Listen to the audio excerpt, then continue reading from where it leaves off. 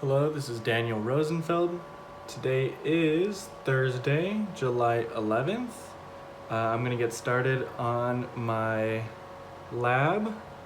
This is lab number 2, aseptic technique and culturing microbes. So, one second, let me just scroll down here. Okay, so I'm going to start exercise 1, culturing microbes in a broth. In this exercise, I'll inoculate nutrient broths with the inactive microbe samples from my HOL kit using the aseptic technique. The broths will be incubated and examined for signs of microbial growth. So before I get started, I have my safety goggles. I have my gloves. I have my mask. And my apron is in the closet back there right now, so I'm gonna get that right away. Okay, so labeled this alcohol. Kind of hard to see, but here we have the pipette. Already did it once, but I'll do it again. Okay, so we fill this up to the stem. To clean it out, we put it back. Alright, now over here, we got the candle.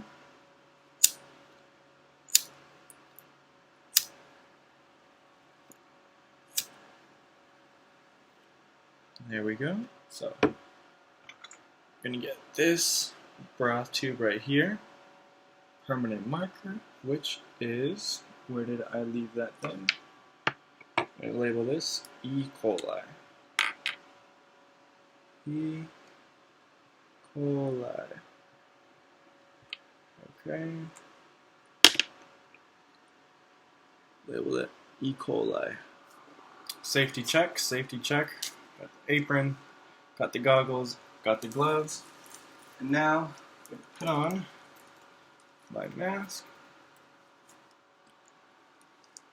I already put the pipette in, cleaned it off, and whatchamacallit. After I did that, I got this candle, sterilized this, and sterilized this right here, the E. coli. I also labeled this broth E. coli as such.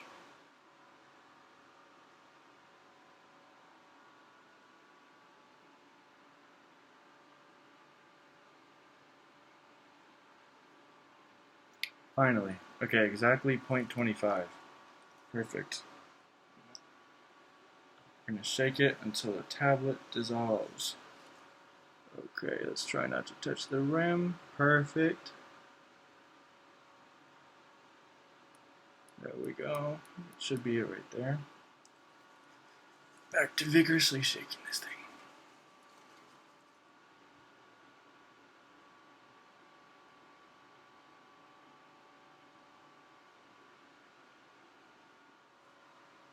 Okay. And there we go. E. coli. And that ends the E. coli section. Now we're going to go to the S. epidermis. Blah, blah, blah.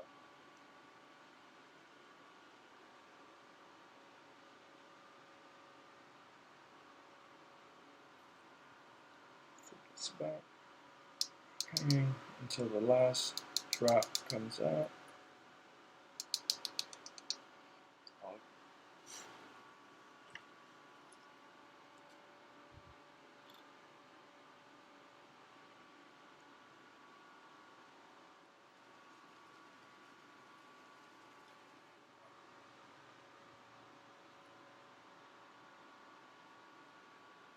Alright.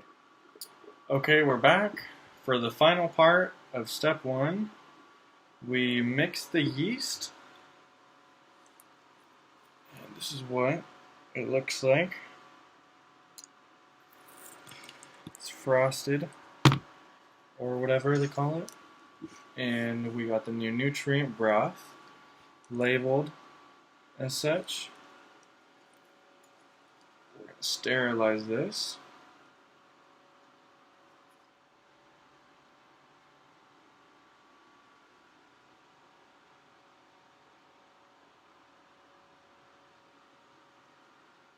Drop it into here. Alright. Cool. Re-sterilize this.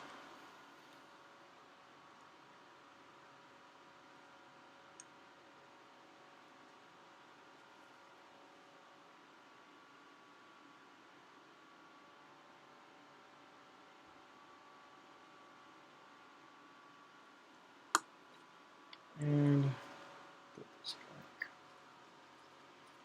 on. Alright, there we have it. And we have 3 test tubes full. The setup right now, where we have the 3 plates already 1 hour ready with the agar. We got a candle, alcohol cup, already put the alcohol in there. We have 3 loops, and we have the 3 samples, and they're over here to our right. In we go. Submerged. Alright, now the zigzag method goes like such.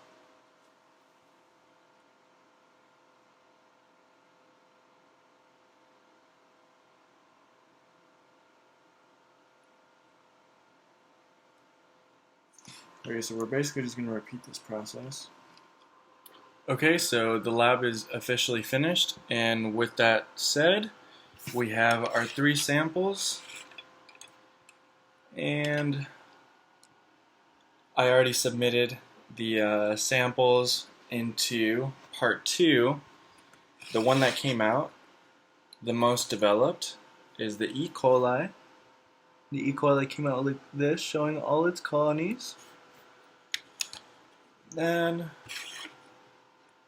this one right here, S. epi, came out only showing a little bit. If you can see, like when I glare it this way, you can see the streaks are lit up a little bit. Probably something's going to form at that point. And then around over here, you can see that there's actually little dots starting to form. This one right here, S. cerev. This one right here actually has little, let's see if I can focus on it. Yeah, it has little blotches. You can see that it's streaked, but I broke it towards the top and towards over here. But then there's little blotches, and within those blotches, it's hard to pick up on here, but there are little circular colonies, but they're very tiny. Very, very tiny. And that concludes the experiment for today.